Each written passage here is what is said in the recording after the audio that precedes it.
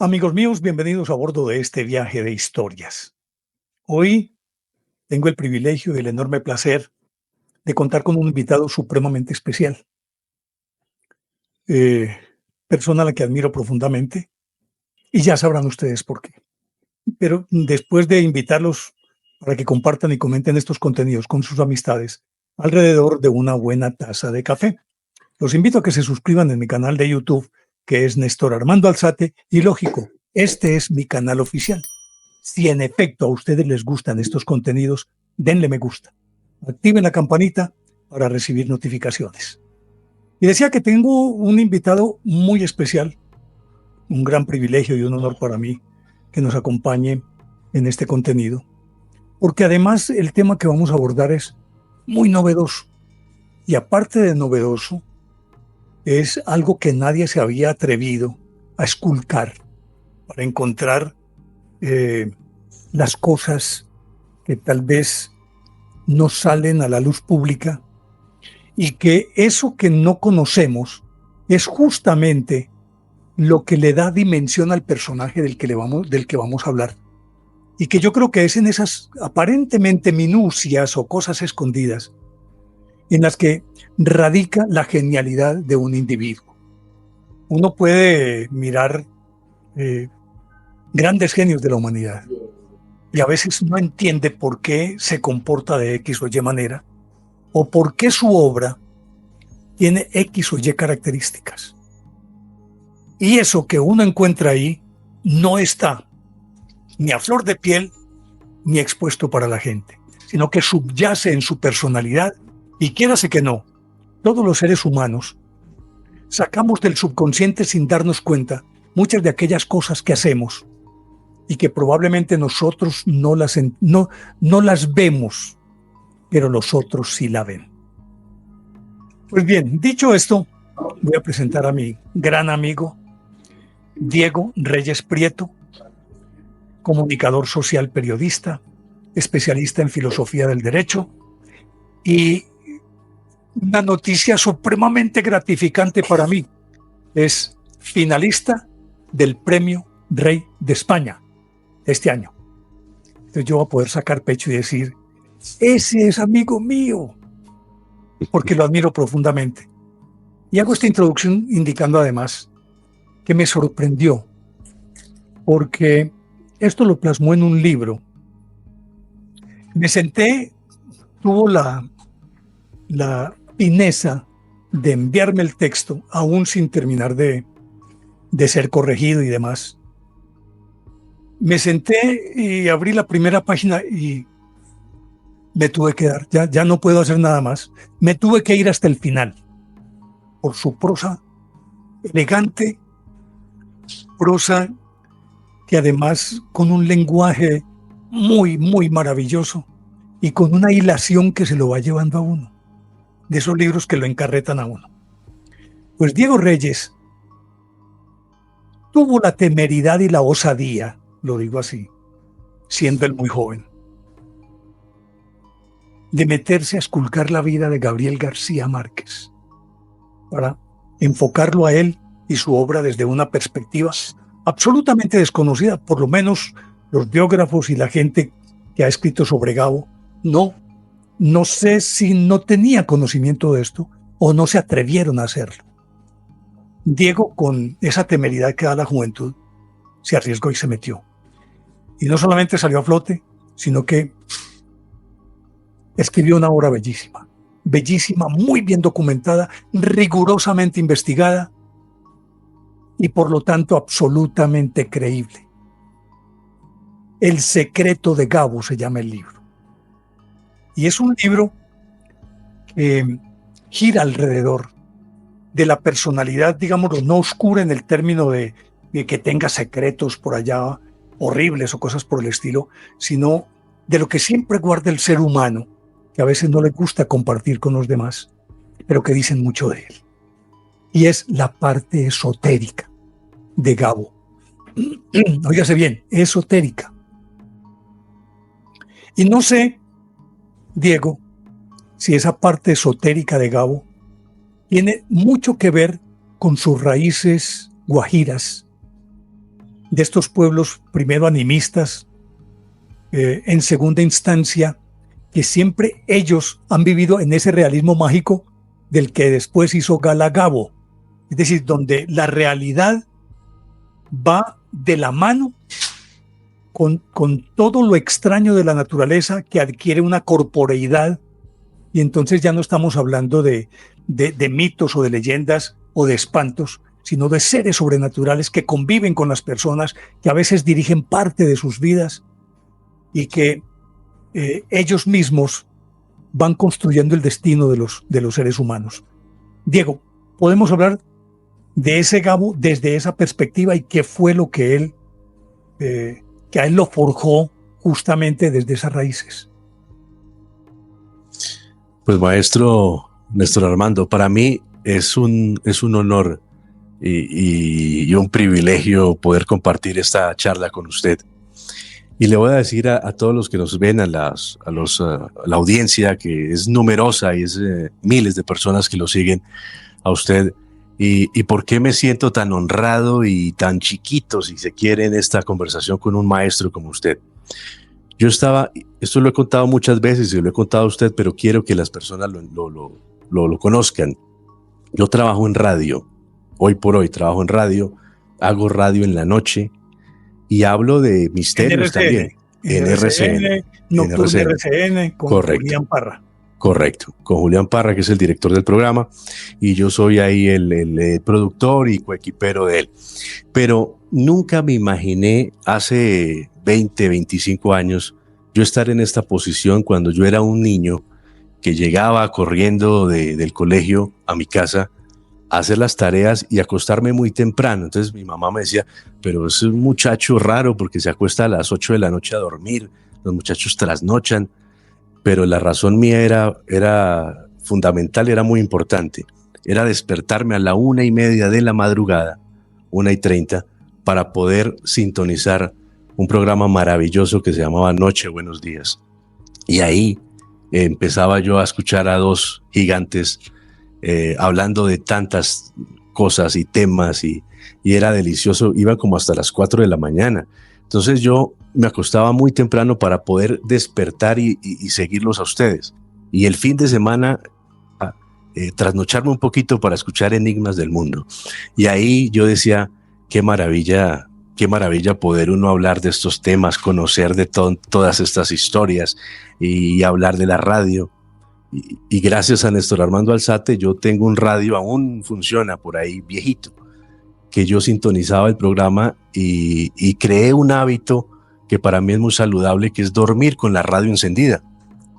Es la compañía que genera un radio, y escuchar a otra persona hablar es una maravilla. Entonces, por eso me siento muy honrado y feliz y hasta nervioso, si se quiere, porque para mí es un honor poder conversar con usted, maestro, en este gran canal que usted ha consolidado de YouTube, porque nos hacía mucha falta, ¿no?, en la radio, y ahora regresa usted con estas nuevas tecnologías y también historias maravillosas, y ya podemos, ya no tengo que acostarme a las 8 de la noche, ya lo puedo ver en cualquier momento del día, pero ese ritual, como se convirtió ese acostarme temprano para despertarme en la madrugada y escucharlo, fue algo que me formó y me cambió la vida. Entonces, para mí, por eso, repito que me siento muy honrado.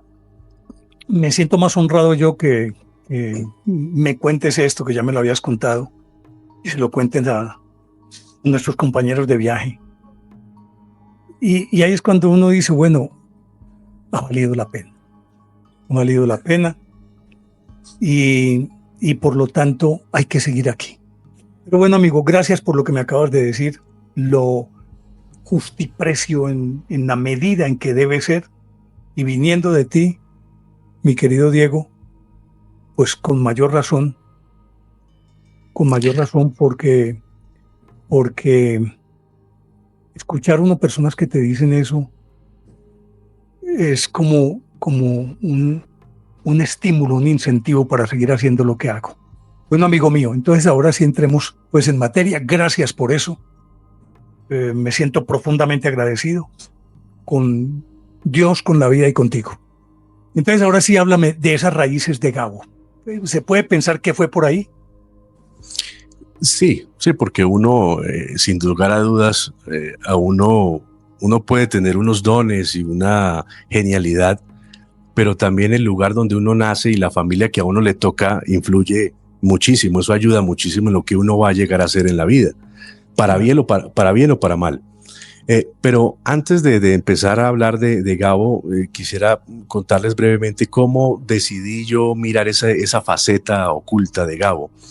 Eh, Uno de mis escritores favoritos siempre ha sido JJ Benítez, un hombre que ha vendido millones de libros y que ha escrito la saga Caballo de Troya, que es muy conocida. Y entonces en ese ir y venir a Colombia coincidimos en una oportunidad y pudimos charlar de muchos temas. Yo como periodista lo quise entrevistar, hablamos de sus obras y ya saliéndonos del trabajo periodístico que él realiza, terminamos hablando de Gabriel García Márquez, porque él es un gran lector de García Márquez y un gran seguidor de Gabo.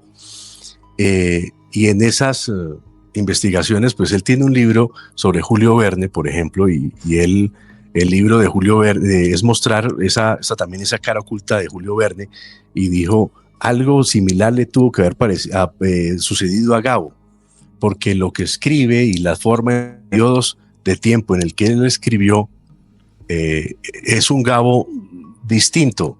Es decir, hay un punto de quiebre en un muchacho que quería escribir, pero algo le ocurrió y le viene esa lluvia de ideas que empieza a publicar en sus libros.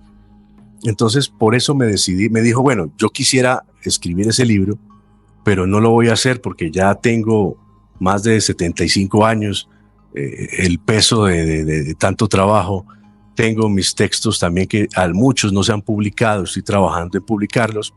Entonces ese libro no lo puedo hacer yo, pero si a usted le interesa, le gusta Gabo y quiere, ¿por qué no se arriesga y lo hace?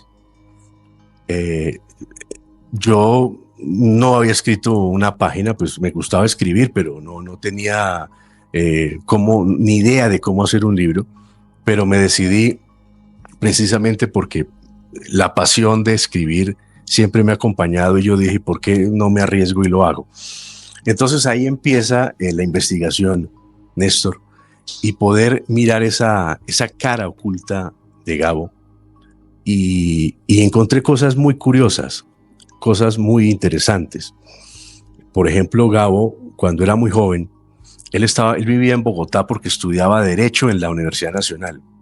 Pero estalla el Bogotazo, el asesinato de Gaitán, y se vuelve la vida aquí tan insostenible en la capital que él se regresa a la costa, específicamente él regresa a Cartagena, y allí encuentra una persona que en mi investigación yo la menciono y en gran parte del trabajo que hice fue muy curiosa para mí. Es el maestro Manuel Clemente Zavala. Y el maestro Zavala, que lo llamaban el hombre lámpara, era muy extraño y García Márquez habla poco de él, pero dice que es la persona que más le influyó en su vida literaria. Entonces yo decía, la cosa debe ser por ahí. Entonces me leí todos los libros de Zavala, todo lo que mencionaban de Zavala, que no es mucho, porque era un hombre que decían que para la época, años 20, años 30, y cuando Gabo regresa a Cartagena, que son la década de los 40 del siglo pasado, él después era del Bogotazo. Sí, después del Bogotazo. Después del Bogotazo, es decir, más o menos el 49, bueno, él llega en el 48, a mediados de mayo del 48, y está en Cartagena una estancia más o menos como de un año, hasta el 49, finales del 49. Y allí encuentra a Clemente Manuel Zavala, que es un hombre que habla 7 idiomas, que sabe de arte, que sabe de historia, de política. Los políticos de la época iban a buscar a Zavala para pedirles consejos. Era un tipo extremadamente salido de lo normal para su momento, y ahí empieza a alimentarse García Márquez de ese hombre. A mí me pareció que esa persona... que tengo entendido por demás era alguien que guardaba un bajísimo perfil, poco sociable, eh, y por lo tanto eso lógicamente indica que no era un tipo relativamente conocido en los círculos, pues, literarios y demás, sino él tengo entendido que se dedicaba más como a la prensa, ¿cierto? Sí, él trabaja en el Universal. Él era el jefe el editor o el jefe de periodistas del Universal en Cartagena. Y entonces, por lo tanto, guardaba un bajo perfil. Muy bajo perfil. Algunos dicen que era homosexual, pero pues decirlo en 1950 era prácticamente una sentencia de muerte. De muerte social. Sí, entonces él nunca lo decía, vivía muy solitario y llegaba, lo que más disfrutaba él era llegar al centro de Cartagena, entrar a estos lugares a beber cerveza y ahí se soltaba el hombre y hablaba de todo, hablaba de música, hablaba de política, pero con una altura intelectual maravillosa. Y empezaron a ver un jovencito que siempre lo acompañaba, hasta encontré por ahí una nota que lo relacionaban hasta sentimentalmente por la cuestión del homosexualismo de Zavala. Pero eso no es por ahí, sino que García Márquez, siendo tan inquieto y tan inteligente, también decía, este hombre sabe mucho y le quiero aprender. Entonces se les veía mucho por el muelle de Cartagena caminando los dos y hablando en solitario los dos, como esa figura del maestro, el alumno y en proceso de iniciación. Entonces, y un poquito paternal también. Sí, un poco paternal. Entonces, esa figura yo la reviso mucho y me impresionó mucho cómo influyó tanto en García Márquez.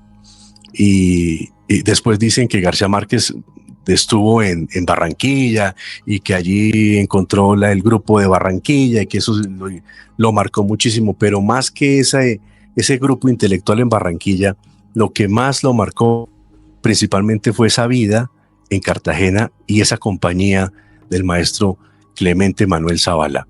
Casi que Zavala lo preparó para luego encontrarse con esos otros monstruos en Barranquilla. Totalmente. Yo creo que fue el que le dio como forma a ese barro que era, es decir, o pongámoslo en términos de ese diamante en bruto que era Gabo. Él lo pulió y tome, pues se los entrego, algo así. Sí, y le dio muy buena literatura. Por ejemplo, le enseñó a leer los clásicos, algo que García Márquez para la época conocía algunos clásicos. Él habla como de Homero, con su Ilíada, con la Odisea, pero de una manera crítica y una mirada más rigurosa. Ese fue Zavala. Zavala le enseñó a diseccionar, si se quiere, todos esos textos tan duros. A veces que en la juventud uno no los entiende, sino tiene que uno prepararse con los años para poder leer y enfrentarse a estos grandes textos.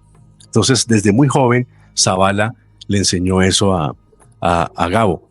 Y Gabo tenía un gran amigo en Cartagena también para esa época, que era mago, o sea, hacía trucos de magia, y entonces andaba por los pasillos, por la vieja casona donde funcionaba el Universal, y entonces sacaba un pajarito de un cajón, o sacaba un pañuelo y salían mariposas.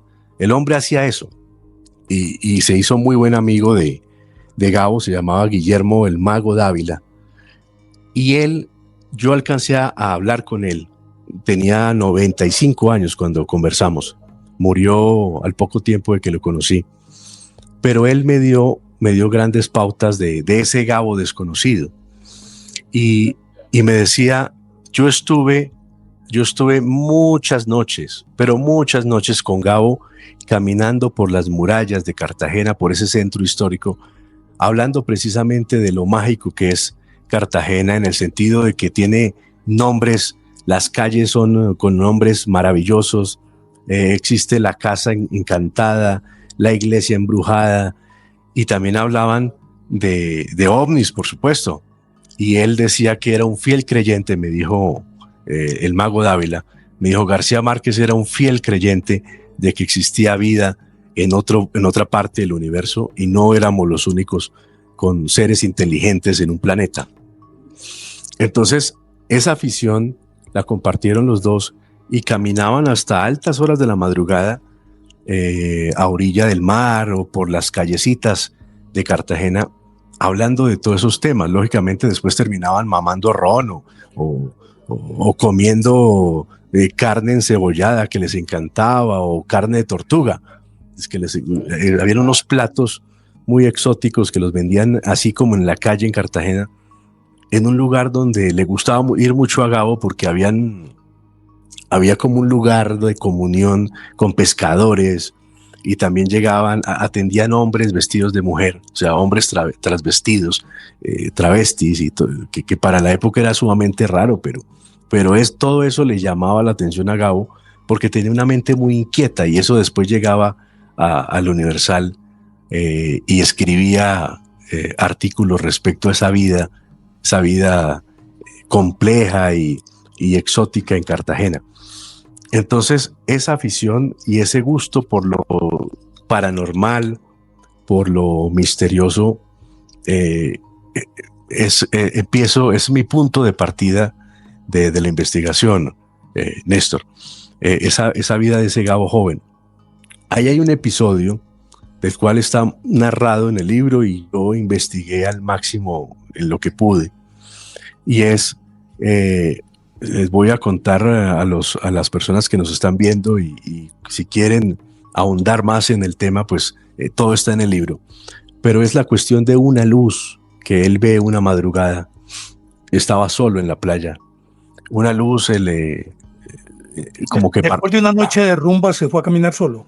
Sí, que eso era lo que más le gustaba, el andar solo. Era muy bohemio, y si quieren como dejado, pues no le importaba mucho el vestirse muy bien, no, él le gustaba era estar en los centros intelectuales hablando sobre literatura. Lógicamente en esos lugares se bebía mucha cerveza o mucho ron, terminaban muy tarde y no se iba para la casa, y no seguía por ahí deambulando como un loquito en Cartagena. Ese era Gabo.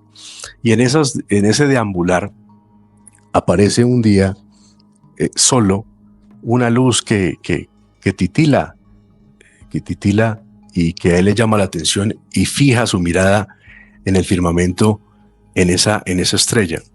Pero esa estrella no era tal. Esa estrella empieza como a acercarse, como a perseguirlo. Él en un principio le parecería curioso, pero después le sintió mucho temor, mucho miedo, y sale un haz de luz que lo encandila, o sea, como un cono de luz que llega sobre él, y él pierde el conocimiento, se desvanece, cae en la playa, y no sé cuánto tiempo pasa, más o menos son como 3 horas. 3 horas, él vuelve a despierta en la playa, pero en un punto muy distante de donde él recuerda que estuvo y que vio la luz. Es como si hubiera existido una teletransportación a otro punto de la playa en Cartagena. Pero él no recuerda nada más. Ahí termina el episodio. Mucho tiempo después, cuando ya García Márquez es un hombre exitoso y reconocido, hay un gran ufólogo, bueno, él ya murió, Fabio Serpa, nacido en Uruguay, pero toda su vida vive en Argentina, entonces lo conocen como argentino. Y él viene a Colombia con sus conferencias de ovnis, de vida extraterrestre, y él montaba como una obra de teatro y viajaba por Cali, por Bogotá, y llega a Cartagena. Y en una de esas presentaciones, Gabo va y lo visita. O sea, Gabo asiste a una presentación de Fabio Serpa. A él le avisan, le dicen: Fabio, mira, la persona que está al fondo, en la última fila, es Gabriel García Márquez. Él se sorprende, tanto así que pensó como en no seguir con su conferencia, sino terminarla para poder ir a hablar con él. Pero Gabo le dice: no, termina lo tuyo, yo te espero, yo no tengo afán, y hablamos más tarde. En una velada que Fabio Serpa recuerda, una velada de toda una noche, hasta las 5 o 6 de la madrugada, él dice que ya llegó la luz del día y seguían hablando. Gabo le confesó la experiencia que acabo de contarles. Pero le dijo, bueno, yo no quiero que tú cuentes eso, no quiero que tú cuentes esa historia, sino si quieres contarla, hazlo, pero cuando yo ya esté muerto, cuando yo muera. Es lógico porque prácticamente si Gabo sale a contar esta historia, o lo toman por loco o prácticamente yo creo que habría echado a la basura su carrera literaria. Eso estamos hablando de los años 50 ya, ¿cierto? Principios de los 50. Sí, Porque cuando estaba en Cartagena. Sí, la experiencia con la luz es en los años 50. No, con Serpa. No, con Serpa es en los 60, el 66. Ah, sí, que ya él era famoso. Él ya era famoso. Pues era reconocido, pues. Era muy reconocido ya en el ámbito literario. Es que lo pregunto es por esto, Diego. Sí. Es porque asumo que Serpa era mucho mayor que Gabo. O no sé si fueran coetáneos o algo así por el estilo. No era tan mayor, era un poco mayor, pero no era más de 5 años. Porque cuando alguien te dice, te autorizo para que lo hagas, pero después de que yo muera, es casi que como una carta que uno tira en una mesa. Si puedo ser yo, puede ser tú el que primero se va. Claro, y lo que entendió Fabio era que no quería que lo contara nunca. Pero él recordó eso. Él recordó eso y bueno, y un gran amigo de Fabio Serpa es JJ Benítez. Coinciden también ya muchos años después, ya años 90, coinciden en un lugar y Fabio Serpa le cuenta a JJ Benítez la experiencia. Mira, a ti que te gusta tanto Gabriel García Márquez, mira lo que me pasó con él. Fabio Serpa no era cualquier persona, como un loquito ahí que hablaba de ovnis, no. A él Era una autoridad. Era una autoridad, tanto personalidades como García Márquez. Es que si se habla de ufología en Argentina, el ufólogo por excelencia de Argentina es Fabio Serpa. Sí, él me dice, Fabio Serpa tiene un libro de vivencias y cuenta, por ejemplo, cómo Salvador Dalí lo visitó varias oportunidades y lo llamaba para hablar de sus temas. Entonces era un hombre muy reconocido en el mundo y muy serio con sus investigaciones. Entonces coinciden ya mucho tiempo después con JJ Benítez y le cuenta esa historia. Dice, mira, tú que tanto te gusta Gabo, mira lo que me pasó con Gabo, y le cuenta la historia que narré.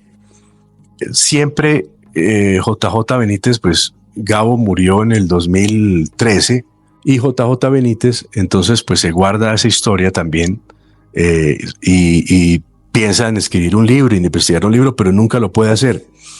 Ya posteriormente me encuentro yo con él y él me cuenta toda esa historia que les he venido relatando y me dice, si quieres, investiga y ahonda en esa personalidad, en ese tema de eso que oculto que le pudo haber sucedido a García Márquez. Entonces, ese es el génesis, todo eso que les conté es para que comprendamos un poco el génesis del libro y a dónde quise llegar. Cuando inicio la investigación, pues no me pude ceñir simplemente al episodio de una luz, porque pues es escasísima la información, solo existía ese relato.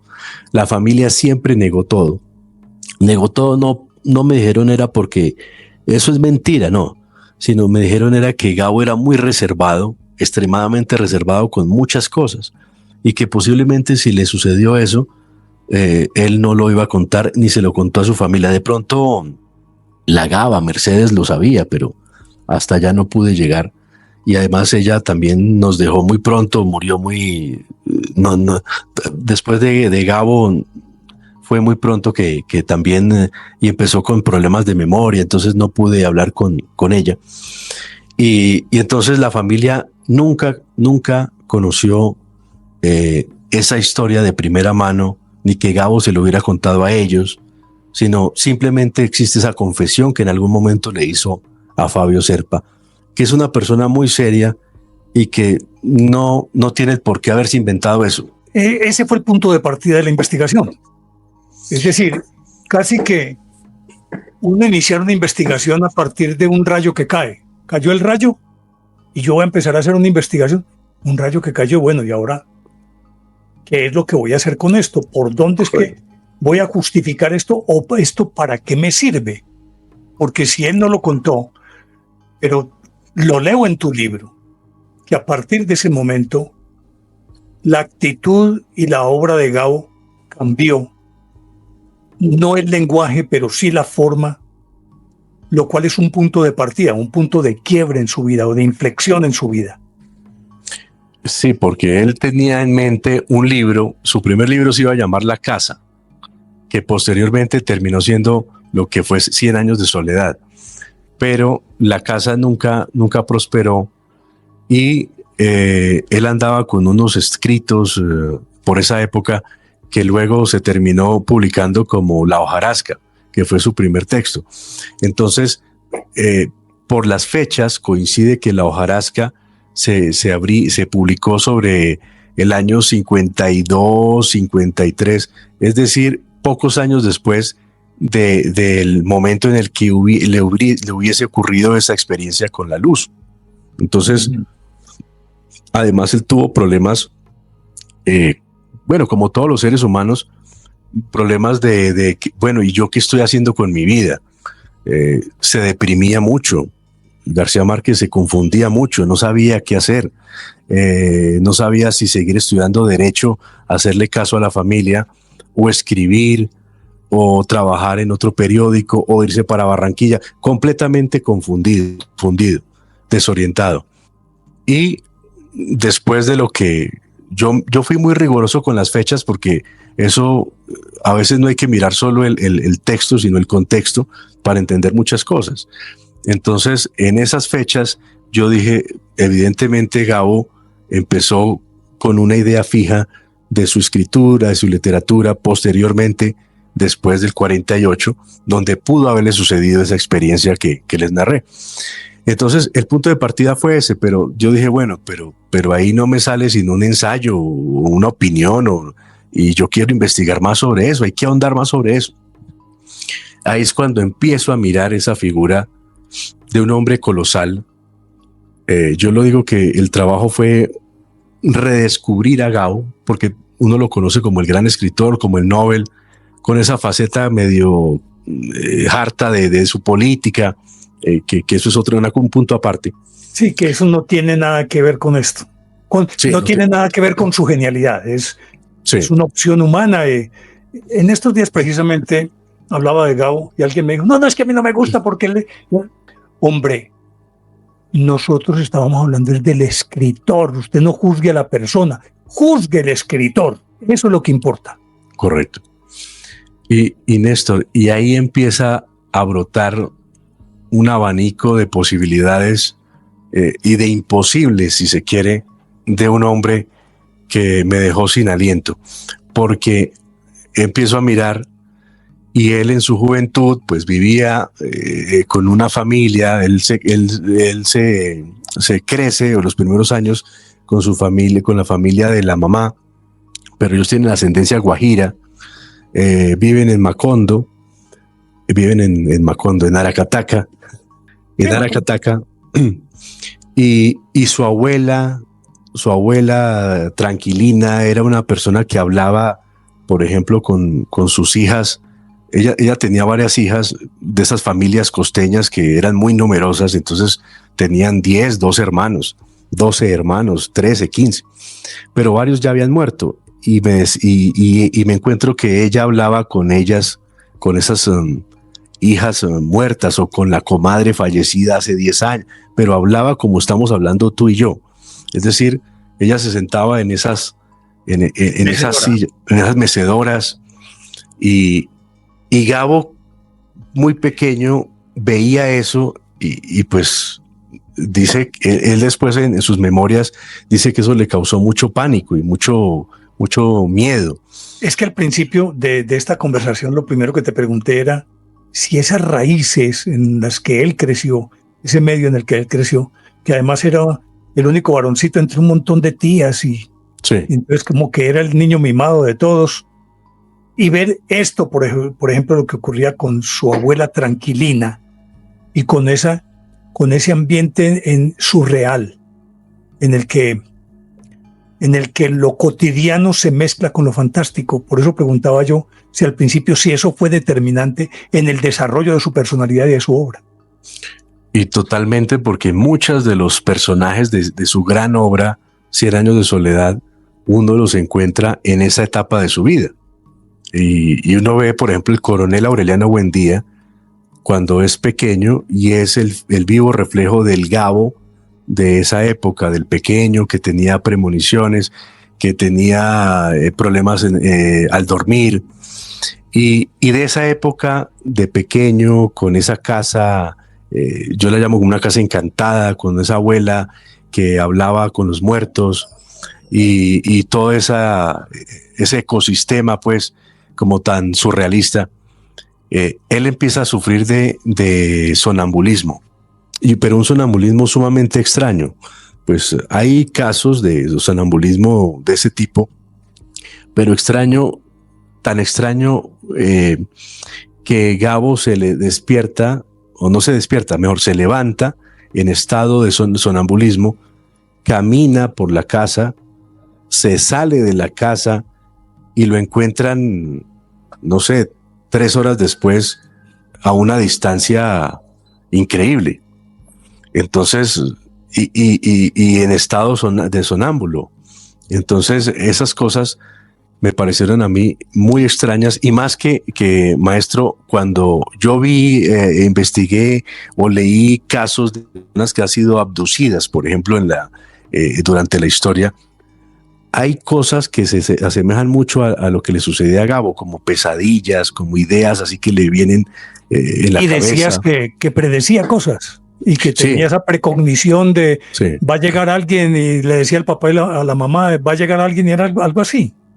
Y eran unas premoniciones que él las llamaba como intestinales, porque todo como el malestar, cuando él sufría o se le venía esa premonición, él decía que tenía una especie como de malestar en el estómago, así como un vacío, como cuando uno tiene un susto.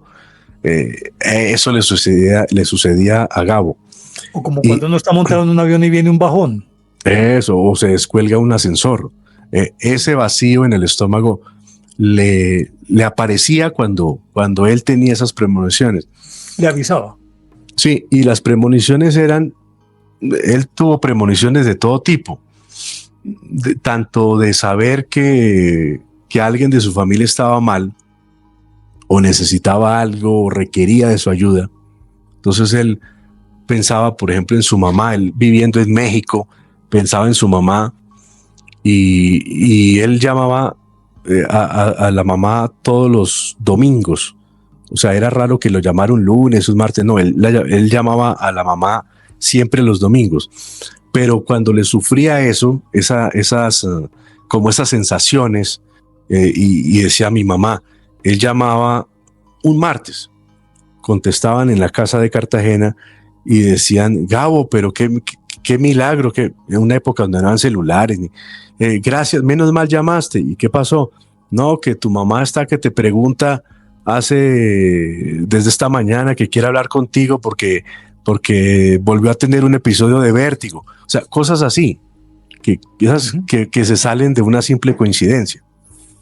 A premoniciones mayores, como por ejemplo cuando él vive en Venezuela, está con Plinio Apuleyo Mendoza, y un domingo radiante, dicen que no se veía ni siquiera una nube, sino el cielo azul y un sol esplendoroso. Y entonces Plinio le dice, Gabo, vámonos a la playa. Y Gabo le dice, sí, vamos. Él venía de París, y entonces Gabo venía de París, entonces quería volver a tener ese contacto con la playa y con el Caribe. Entonces se alistan, está todo listo, su maleta, se van a subir a un carro, y en el momento que sale del umbral de la puerta, que sale ya para subirse a abordar el vehículo, Gabo tiene esa sensación, ese malestar, y dice, no vayamos porque algo grave va a pasar. Entonces, pero ¿qué va a pasar? Gabo, mira cómo está el sol, mira, ya tenemos la pantaloneta puesta, ¿por qué nos vamos a quedar aquí? No sé, pero algo va a pasar y no quiero ir. bueno, se suspende el viaje, no van, y a los pocos minutos empieza un bombardeo. Están bombardeando el Palacio de Miraflores porque le están dando el golpe militar al dictador, a Pérez Jiménez. Marcos Pérez Jiménez. A Marcos Pérez Jiménez. Y claro, no solo es bombardear, sino es todo el desorden que crea un hecho como eso, la conmoción. Militarización de toda la ciudad, todo eso. Los aviones militares pasando muy bajo. Entonces Plinio dice que ahí en ese episodio, porque ellos ya habían hablado del tema, pero Plinio que fue un gran amigo de él en la juventud, dijo, no, pues es que esto es bobadas ahí de un muchacho que tiene una gran imaginación. Pero en ese momento él se toma en serio las premoniciones de Gabo y entiende un poco lo que ese don que él tiene. Esa es una de sus grandes premoniciones. Esa la del golpe militar en Venezuela. Tiene otras, pero ya son menos como trascendentales. El hecho de estar en un bar y viene una copera con la botella, con los vasos, y él dice, esa muchacha se va a caer, deténganla, ayúdenla. Nadie la auxilia y la muchacha trastabilla y se cae y rompe todo. Y él dice, tuve la premonición. Entonces, ese don se manifestaba así. Él nunca la razón de las premoniciones. Lo único es que él las sufría y eran así chispazos en cualquier momento de su vida. Lo cierto es que lo acompañaron desde muy joven hasta muy viejo. Estuvo acompañado de esas premoniciones que él nunca las entendió, pero que siempre les temió. O sea, él en El olor de la guayaba, un libro que escribió con Plinio Apuleyo, los dos, Plinio cuenta que él se ponía pálido, tiritaba después de ese episodio que le ocurría, y entonces era como si entrara en un momento como si estuviera enfermo, pues. Entonces ahí empezó a aflorar ese Gabo distinto, ese Gabo que yo no conocía. O sea, siempre uno habla del realismo mágico, de esa imaginación, de que a Macondo llegaban gitanos y que los gitanos venían volando en una estera como Aladín, como, bueno, y que tantas cosas, y uno decía, no, este hombre tiene una imaginación maravillosa, pero nunca me imaginé que a Gabo le ocurrieran y que tuviera esos episodios sumamente extraños en su vida. Otra cosa que me llamó la atención y que está en la investigación son las recurrentes pesadillas que Gabo siempre tuvo. Y hay una en particular que lo acompañó también toda su vida y que le ocurría a menudo, tanto en su casa o si estaba de viaje, siempre era igual. Él, dormido, escuchaba que estaba en una habitación durmiendo con su esposa, pero escuchaba que sobre las 2, 3 de la madrugada, alguien golpeaba la puerta, y él, molesto, se levanta y abre la puerta y hay un hombre alto, mucho más alto que él, con un sombrero negro. Dice que casi no le podía ver la cara, y él le decía que él era el verdadero autor de 100 años de soledad. Y entonces Gabo se molestaba y le decía, ¿pero usted quién es? Y le decía, no te lleves. Ese hombre alto con el sombrero negro le decía, todo lo que tú escribiste es porque es mío. O sea, y él cierra la puerta, vuelve y se mete en la cama y despierta a Mercedes, y ahí siempre, en ese punto, ya se despertaba en la realidad. Pero esa pesadilla lo acompañó durante toda su vida. Era recurrente. Entonces, también es sumamente extraño eso. Es sumamente extraño. Y son todas esas cosas de ese Gabo que siempre sufrió en silencio, todas estas cosas, Uno siempre lo veía en la presentación de un libro o hablando con otro escritor, un premio Nobel, un presidente, pero nunca se imaginó o nunca me imaginé ver a un Gabo muerto del susto porque le ocurrían estas cosas. ¿Qué tanto podríamos decir en la investigación que hiciste? Como decíamos, ha sido muy rigurosa y la forma como citas cada entrevista con cada persona. Antes de la pregunta, ¿cuántas personas entrevistaste para esta obra? Más o menos. Hay muchas, ponen entre 10 o 15 personas, pero gente muy cercana a Gabo. Sí, o sea, familiares, sobrinos, amigos entrañables. Amigos que lo conocieron muy bien. Pero regreso a esto es por lo siguiente, vuelvo a lo de las pesadillas. Se cuenta que Dante Alighieri murió y la Divina Comedia quedó inconclusa. Y meses después, un hijo de él soñó con su padre que le indicaba un sitio específico donde había dejado unos manuscritos. Y era la conclusión de la Divina Comedia. Esto para preguntarte si Gabo, de pronto muchas de las cosas que escribió, las ideas tan maravillosas, pudieron surgir de una de esas pesadillas, porque él decía que lo máximo que a él le ocurrían eran las pesadillas, porque él salía de pesadilla en pesadilla y aprendió a vivir en ellas. Parte de la obra de él puede ubicarse como su origen en una pesadilla. Totalmente. Cuando él está en Bogotá, bueno, él viene muy pequeño a terminar su bachillerato en Zipaquirá, que es un municipio cercano de Bogotá. Y allí él sufre con mucha intensidad el sonambulismo y las pesadillas.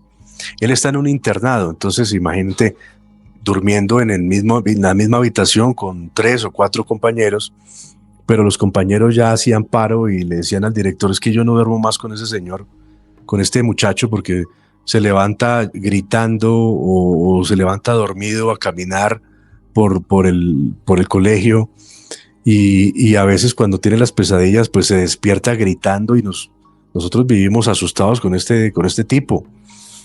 Entonces él dice, y todo eso lo cuenta en Vivir para contarla, en su biografía, sus memorias. Él dice: no, yo tengo que aprender a manejar esto. O sea, yo no puedo vivir así, porque si no me vuelvo asocial. Me toca apartarme porque no puedo dormir ni siquiera tranquilamente una noche, sino... Y él empieza a hacer una especie como de catarsis por medio de la escritura. Lo que le causaba pesadillas, o algún personaje que aparecía en una de esas pesadillas por ahí que él no entendía, situación particular que podía usarla. O una situación, empezó a escribir cuentos. Esos cuentos nunca se publicaron. Sus amigos de esa época en Zipaquirá leyeron esos cuentos, y unos les dijeron: usted tiene madera para la escritura, pero es que él era muy joven, tenía 12 años, una cosa así. Entonces él ni siquiera tenía idea que iba a dedicar su vida a escribir. Pero la escritura evidentemente la hizo como un ejercicio de quitarle el peso que le oprimían esas pesadillas. Catártico. Sí, entonces sí, y más adelante en algunas novelas él utilizó también varios episodios o eso que eran recurrentes en sus pesadillas, en sus sueños, en esos momentos que se tenía que enfrentarse hacia esas pesadillas. Entonces sí, evidentemente sí. Claro. Y luego en toda esta investigación, ¿qué más encontraste? Porque es que su paso por Zipaquirá, Bogotá, Cartagena, Barranquilla, París, México, Caracas, y cada etapa de su vida tiene unas características muy particulares, muy especiales y muy difíciles. Se cuenta que una de sus obras hermosas, grandes, fue El coronel no tiene quien lo escribe. Le escribió en París, transido de hambre, esperando que le llegara una plata que de Bogotá que nunca le llegó a él, que es, Sí, es la historia del coronel, ¿cierto? Pero es su propia historia claro. en Claro. París. Y algo que también me llamó o me pareció raro es esa seguridad, o sea, como aislarse de las necesidades del mundo.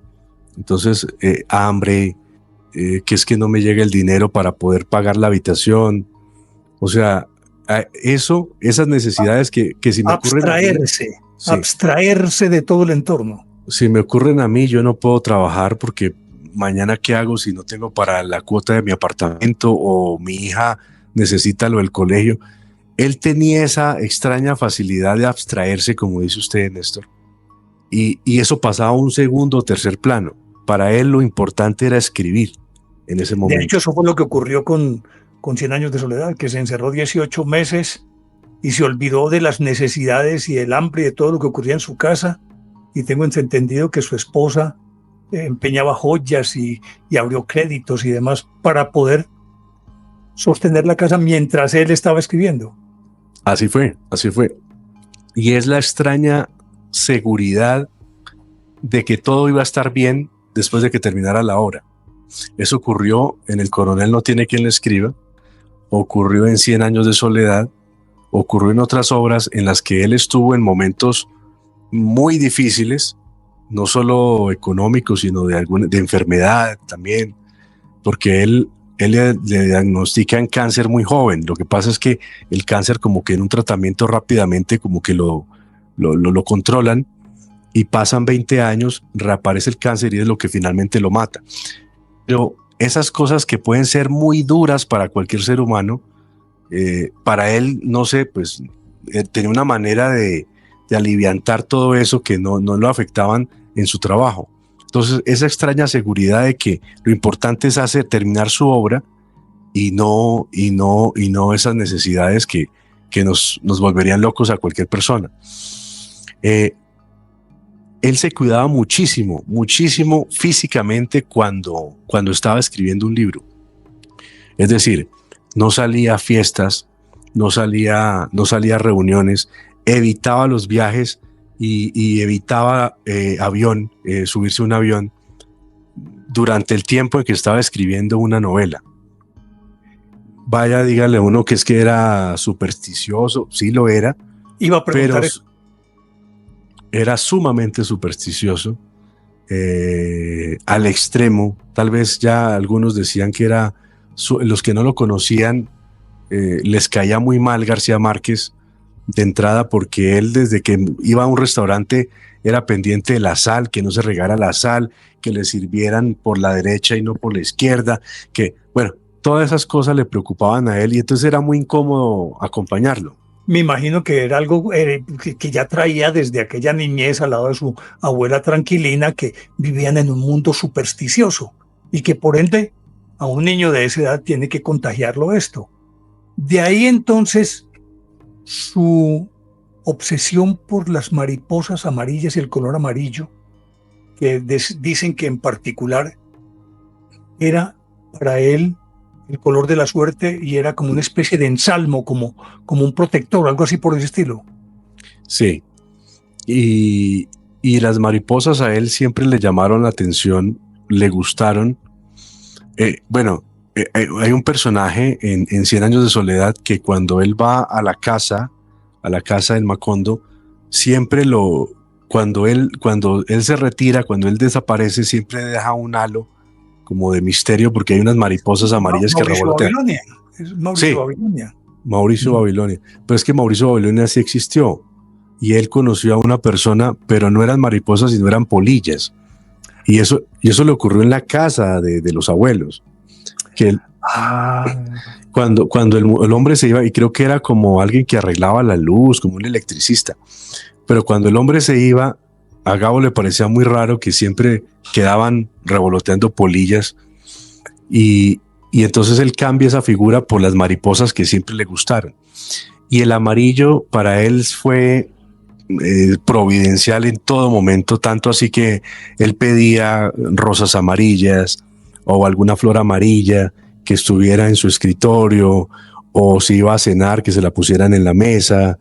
El amarillo para él fue muy importante. Ujú.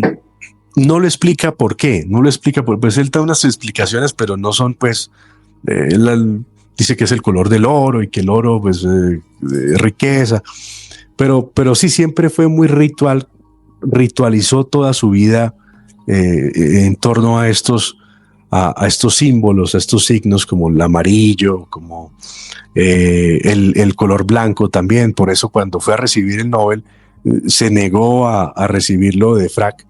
Parece que él tenía cierta prevención contra el negro, contra Sí, el mucho, color negro en sus trajes.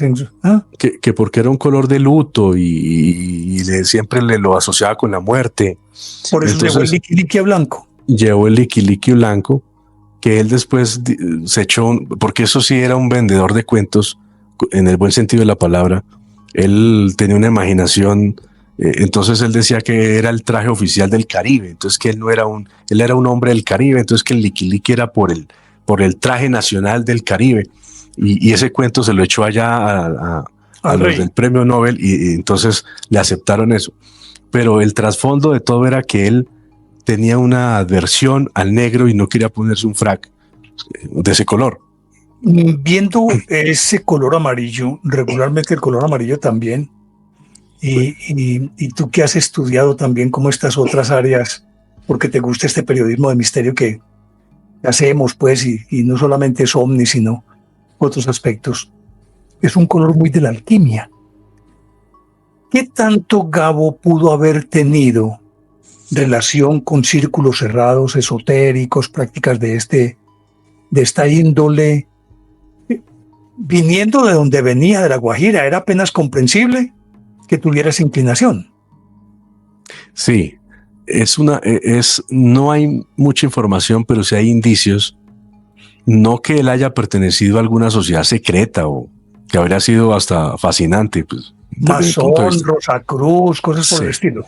Sí, no, pero sí, por ejemplo, leyendo 100 años de soledad hay símbolos o hay referencias evidentes tanto a la masonería, pero la masonería más era por su abuelo, porque su abuelo era liberal.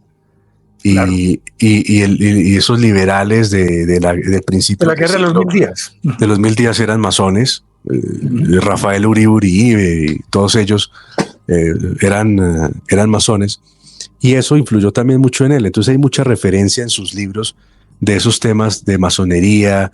Él menciona la alquimia, por ejemplo. La alquimia en muchos momentos de 100 años de soledad está presente. El mismo coronel muy joven y su padre tratan de convertir, de transformar el oro en otros materiales. El metal en oro, que llamaban antes los alquimistas, sí. Entonces hay muchos principios herméticos dentro de la obra de García Márquez. Era un hombre que conocía muy bien todo ese tema. Y las obras de Gabo hay que leerlas también entre líneas, es decir, leerlas normalmente, pero luego entre líneas, porque aún entresacando por lo menos algunas pistas que le indican cosas en ese sentido. No, y 100 años de soledad es un libro que a mí después de que conocí todo esto que estamos hablando, a mí me puso a pensar mucho, porque primero es que tiene de dónde uno lo coja, hay cualquier cantidad de señales, de símbolos. La simbología es extraordinaria. Por ejemplo, él tenía 4 grandes amigos del grupo de Barranquilla. No recuerdo el nombre ahora, pero pongámosle Pedro, Paco, Luis y Néstor. Pedro, Paco y Luis. Él, en 100 años de soledad, dice que los amigos del último Aureliano empiezan a abandonar Macondo. Por distintas razones, porque ya Macondo era pobre, porque ya la situación allí no había prosperidad, ya todo estaba desolado. Entonces empiezan a abandonar Macondo, y en la vida real, después de la publicación de 100 años de soledad, sus amigos de Barranquilla empiezan a morir en el mismo orden en que en la novela abandonan Macondo, y uno sabe que hacía referencia a tal y tal por el nombre, porque tenían el mismo nombre. O sea, en la novela tenían el mismo nombre que en la vida real. el primer nombre. Entonces, él no sé, yo me imagino que de una manera premonitoria hizo el símil de que abandonaban Macondo, pero en realidad él sabía era el orden en el que sus amigos iban a morir. Sí, la salida del Macondo era la muerte. Correcto. Entonces, eso me pareció. Hace poco tiempo murió el doctor Francisco Lopera, un gran neurólogo en Medellín. Claro. Tuve la fortuna de conocerlo y de conversar muchísimo con él. Y yo conversé con él y él me dijo, ¿tú sabías que cuando García Márquez habla de la peste del insomnio en Macondo, en esa época no se conocía? Cuando Gabo escribe 100 años de soledad, prácticamente era desconocido el Alzheimer. O sea, tan documentado como está hoy en día, con los síntomas, con las consecuencias, todo eso. Para esa época no existía. Uno sabía que el abuelo perdía la memoria o esos casos. Pero la descripción que hace Gabo de de las personas en Macondo cuando les da la peste del insomnio, me decía el doctor Lopera, Francisco Lopera, neurólogo, me decía, es la descripción que hacen los científicos hoy en día de cómo comienza una persona con Alzheimer. Entonces él decía, y para que te asombres más, después un médico que hace todo ese estudio y lo presenta a la Academia Sueca, se gana un premio Nobel de Medicina hablando del Alzheimer, por eso que Gabo habría escrito 20 años antes. Entonces yo decía, no, es que esto puede, no sé, esto se sale de lo normal. Vea la visita que tengo, vea. Ya me está diciendo que vamos, opa. que ya vamos cerrando el telón. Sí, no, ella siempre es así. Y entonces, Néstor, entonces es eso, todo eso me di cuenta. Porque él describe cómo va muriendo, es decir, el proceso del deterioro de cada uno de sus familiares en esa epidemia era la epidemia del olvido, ¿cómo era que la llamaba? Sí, o sea, la gente dejaba de dormir, no dormía nada, y después de que no dormían por muchos días, empezaban a perder la memoria. Y entonces escribían en los artículos lápiz o jarra para que no se les olvidara los nombres de las cosas. Pero después venía algo más grave, perdían la noción, o sea, se les olvidaba el lenguaje y después llegaba la muerte. Ese era como el proceso. Y ese el proceso. Él lo describe en 100 años de soledad así y coincide correcto, exactamente con lo que dice el doctor Lopera y el que se gana el premio Nobel. Exactamente como es una forma de Alzheimer que es muy agresiva y que se comporta así. Entonces, para la época, para el momento, pues García Márquez fue un hombre sumamente extraño. Esta faceta oculta es la que yo revelo en el libro, saco a flote con entrevistas, leyendo sus artículos, leyendo sus cuentos. Y la última, para redondear, maestro. Gabo, siendo muy jovencito en Cartagena, él le dan una columna en el Universal. Empieza a escribir en el Universal. Y el tema preferido de él, uno de los temas que más toca en sus columnas, es el tema de los ovnis.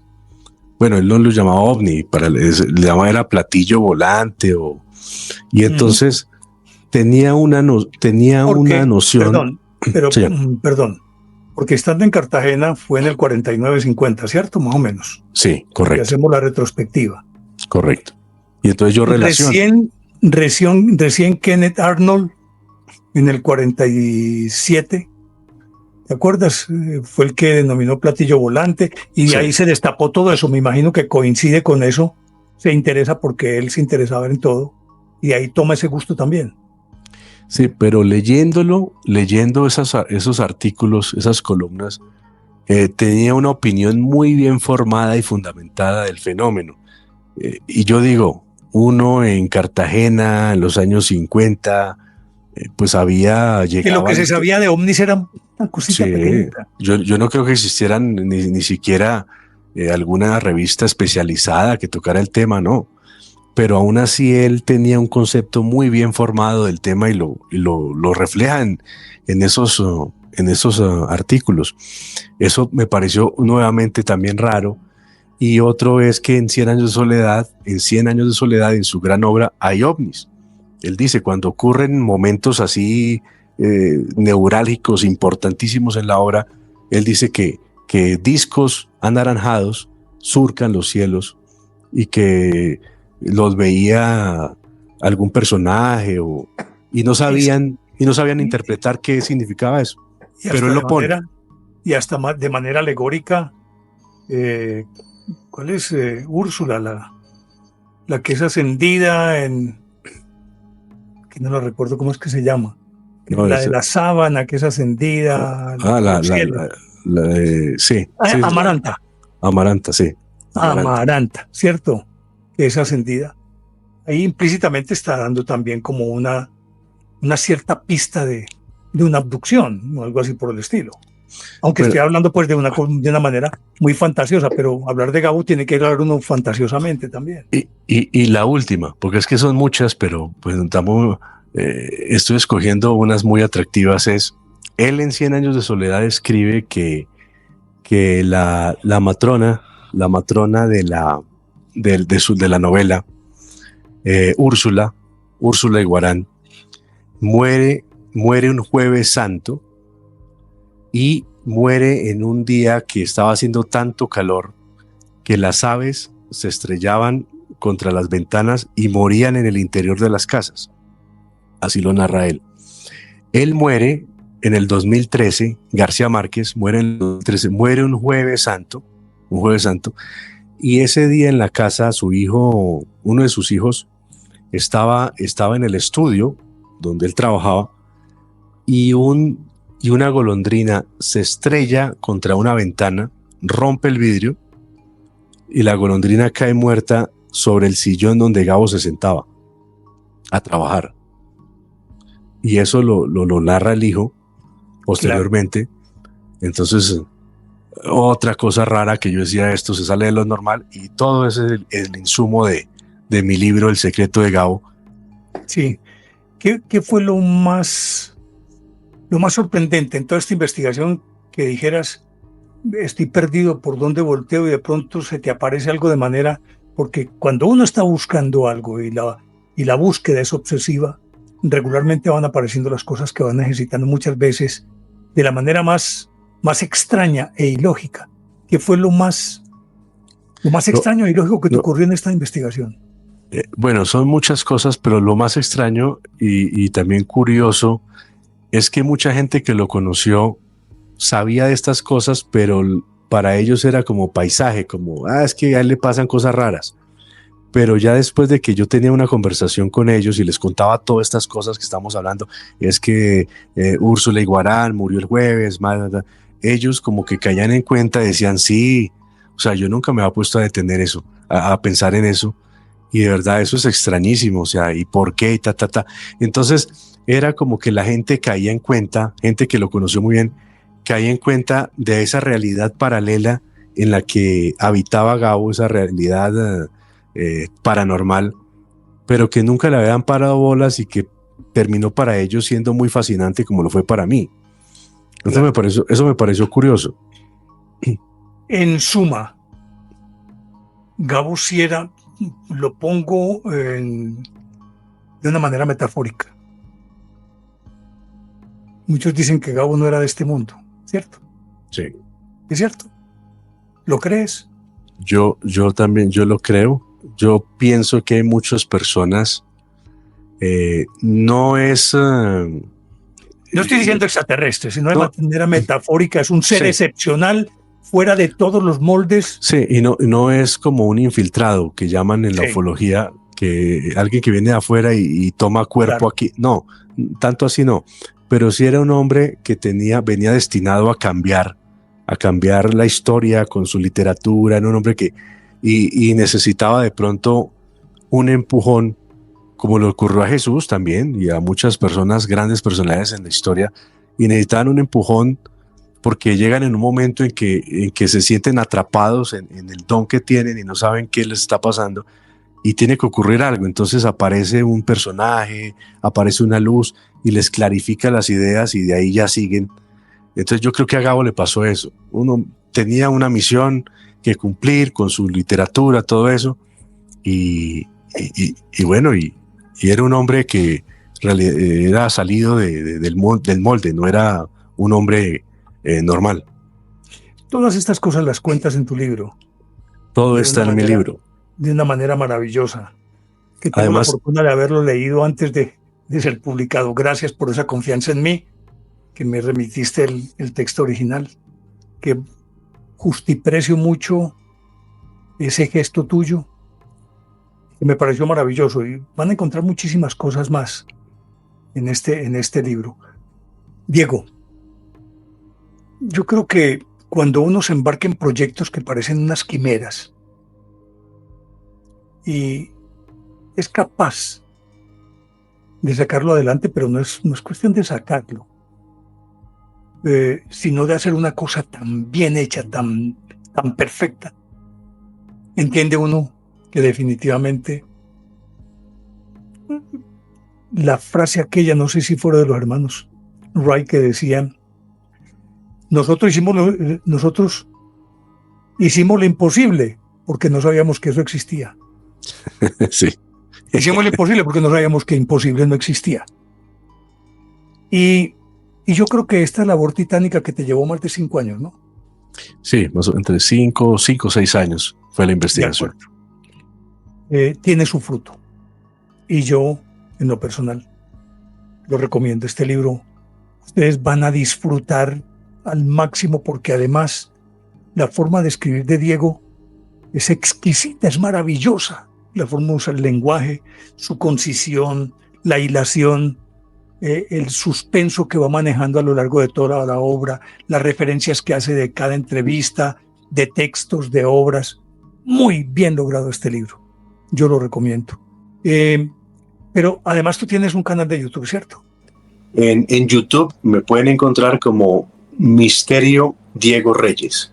Pandemia Misterio Diego Reyes. Así me encuentran. Algunos me dicen: ¿y por qué Pandemia, ese nombre tan feo?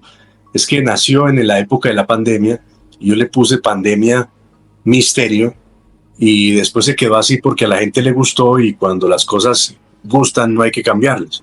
Entonces yo dejé Pandemia Misterio Diego Reyes en YouTube. Así me pueden encontrar. También estoy en TikTok o en Instagram como @Misterio Diego Reyes.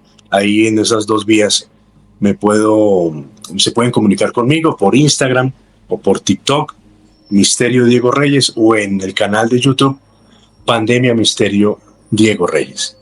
Maestro, inmensamente agradecido. Dame una conclusión antes de irte. La conclusión es que estamos viviendo, o estamos en un mundo maravilloso que a veces, a fuerza de la rutina, del corre-corre de la vida, no nos detenemos a mirar esos detalles que son la verdadera esencia del por qué estamos aquí. En eso los orientales, en eso la cultura oriental nos lleva una cierta ventaja. Mirar un poco desde otra perspectiva la vida en la que estamos, la realidad en la que vivimos. La cuestión no es levantarme, comer, trabajar, dormir. Eso lo hace el cuerpo físico porque lo necesita.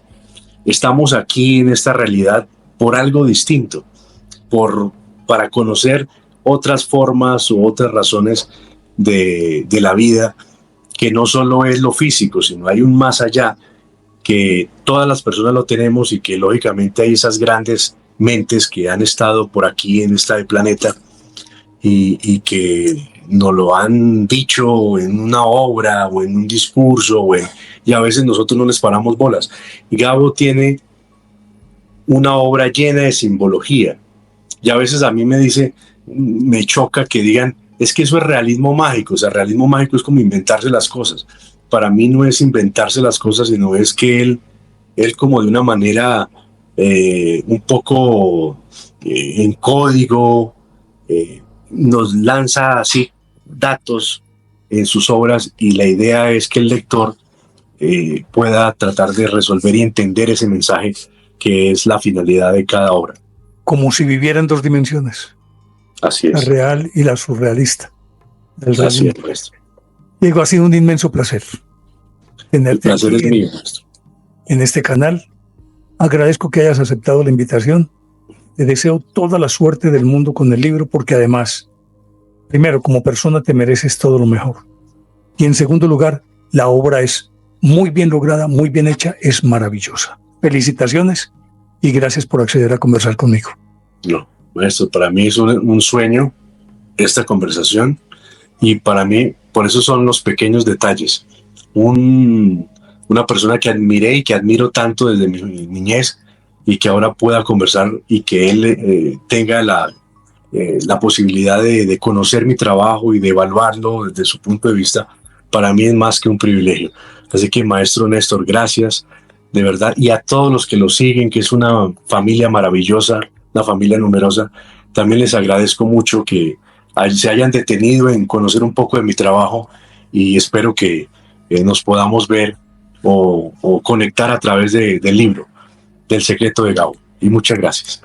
Muchísimas gracias, y a ustedes, amigos míos, gracias por acompañarme en este viaje. Espero que les haya gustado. Y les dejo la inquietud, y es muy válida ahora. ¿Les parece lógica o ilógica esta historia? Es un aspecto desconocido de Gabo, y yo creo que vale la pena ahondar más en él que inclusive en aquel realismo mágico al que él nos acostumbró. Y si les ha gustado este contenido, denle me gusta, activen la campanita para recibir notificaciones, y los espero en el próximo viaje de historias, que con seguridad va a ser fascinante. Chao.